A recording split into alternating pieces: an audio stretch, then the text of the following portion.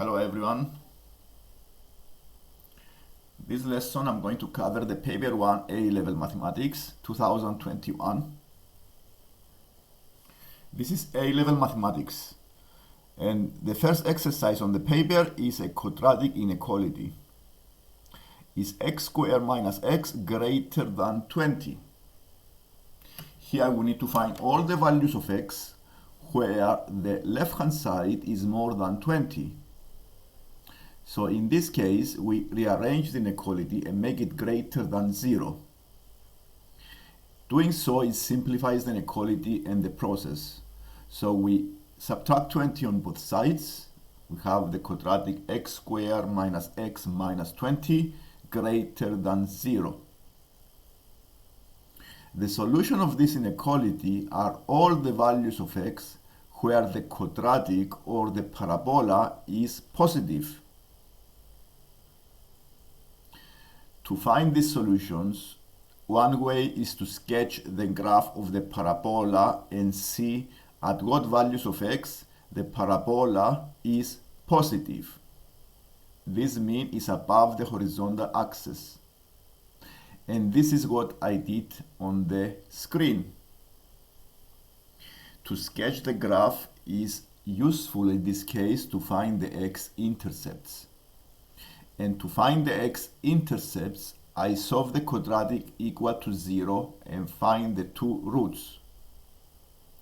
So by making the quadratic equal to 0 and factorizing, I use the method of factorizing and I write it as x minus 5 times x plus 4 is equal to 0. This equation means that the two solutions are x5 and the x negative 4. These are the two x-intercepts, are the points where the graph of the parabola cross the horizontal axis. And you can see this on the screen. One is the negative 4, the other is the 5. The solutions of this inequality are all the values of the x that the parabola is positive. Is positive when it's above the horizontal axis. And what values of x make this positive? When the x is more than 5 and the x is less than minus 4. These are the solutions of the inequality. X squared minus x greater than 20. And let's go to the number 2.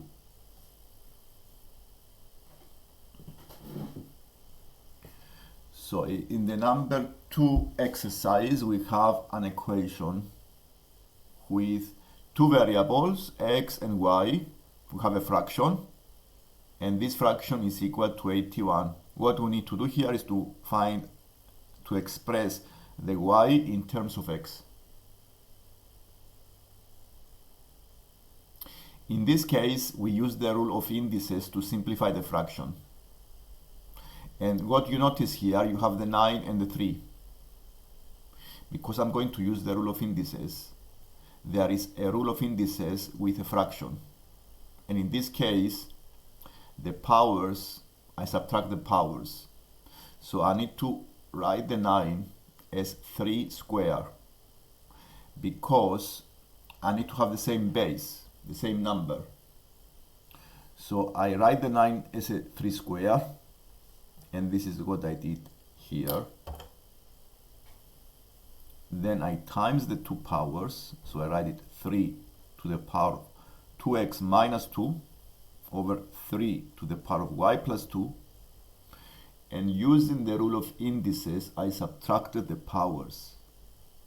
So this equation can be simplified as 3 to the power of 2x minus y minus 4 is equal to 3 to the power of 4.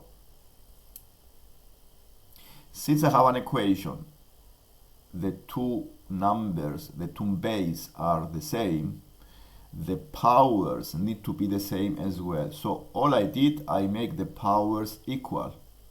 And therefore, the 2x minus y minus 4 is equal to 4, and this gives you the y in terms of x. The y is 2x minus 8.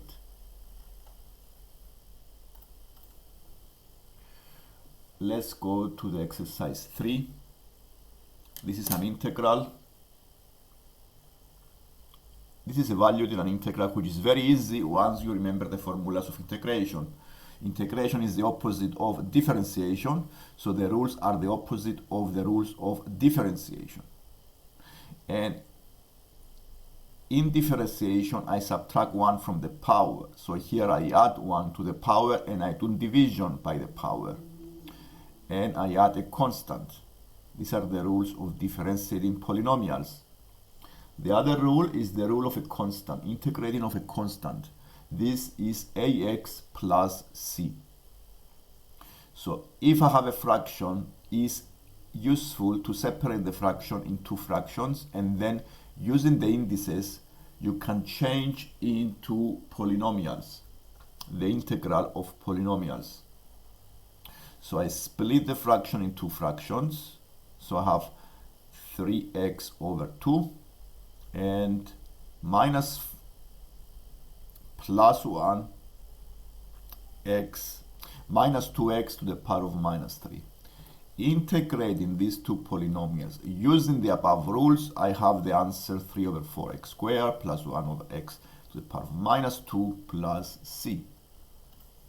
And let's go to the other exercise. Before going to the other exercise, this is the rule of negative powers.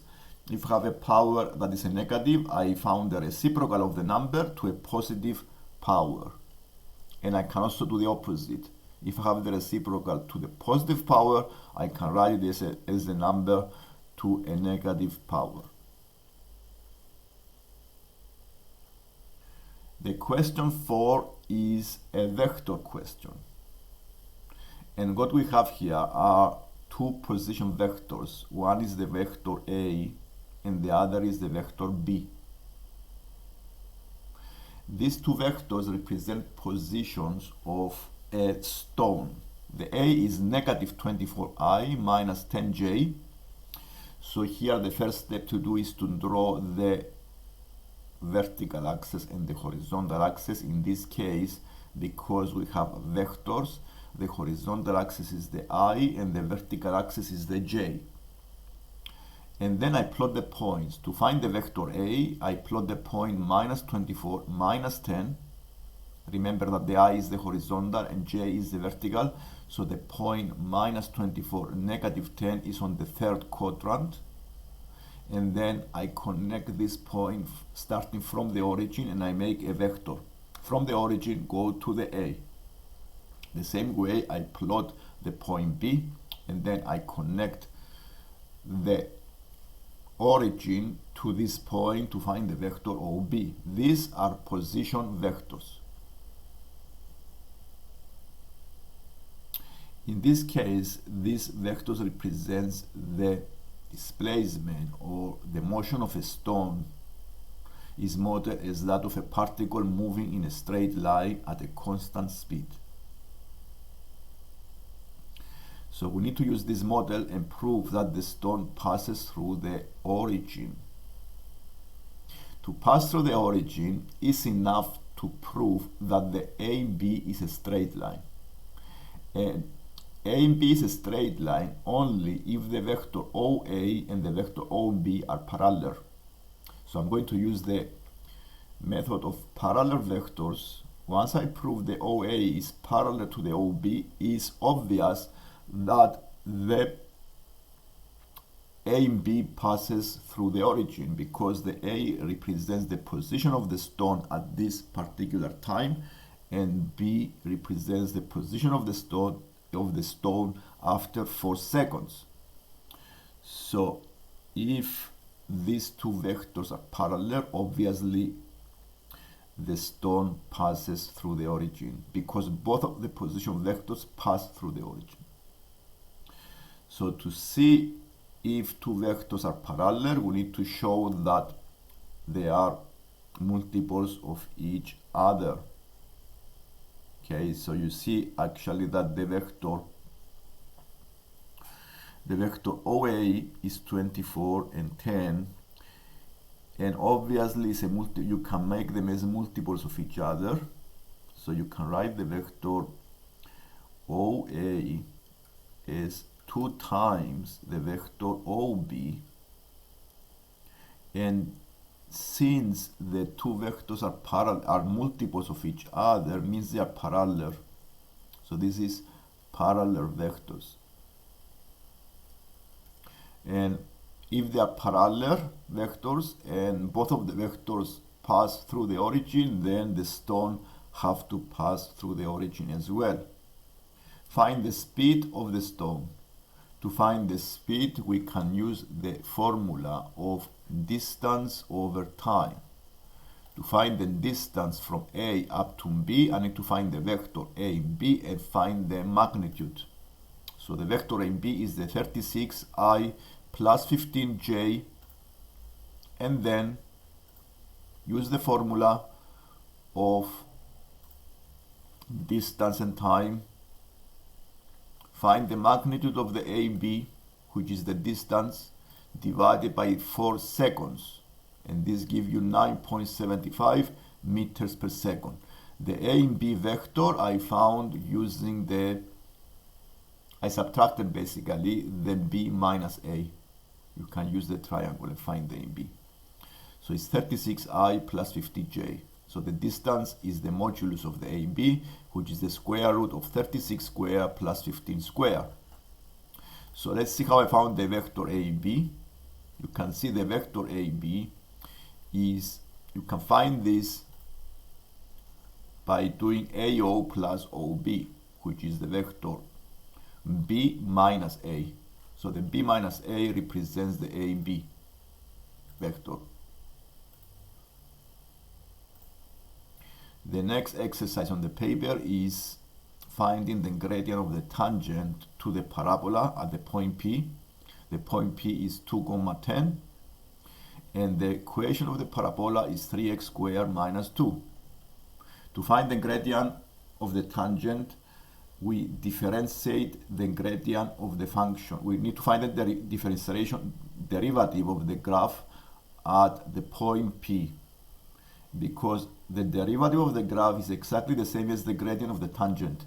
So we differentiate the graph 3x squared minus 2, so we have 4x, 6x, and using the value x equals 2, because the point P has x equals 2, we found the gradient, and this is 12.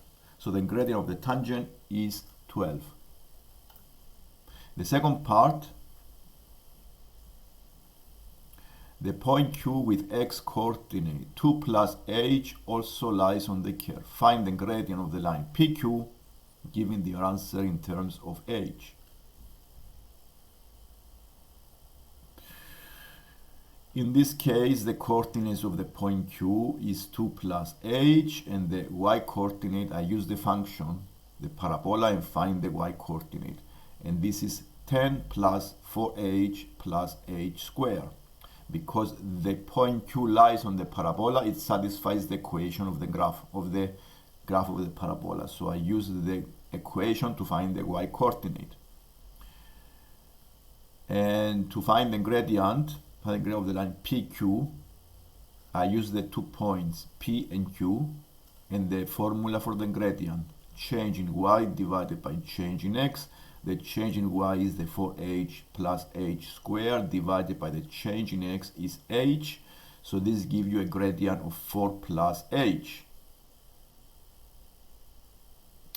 And then explain briefly the relationship between the part B and the answer to part A. So basically here, the part B is the gradient of the line PQ. And you can see the graph here, the gradient PQ. And the other gradient is the tangent. If the 2 points lie on the curve, obviously this will be more steep. Okay, so the gradient will be higher of the PQ compared to the gradient of the tangent. So which means that the 4 plus h is greater than 12. The 4 plus h is the gradient of the PQ, and 12 is the gradient of the tangent, which means the h must be greater than 8. You can write some relationships. In number 6, we have a cubic function, and we need to find all the solutions. To find the solutions, one technique we use is to factorize and find all the solutions that make it 0.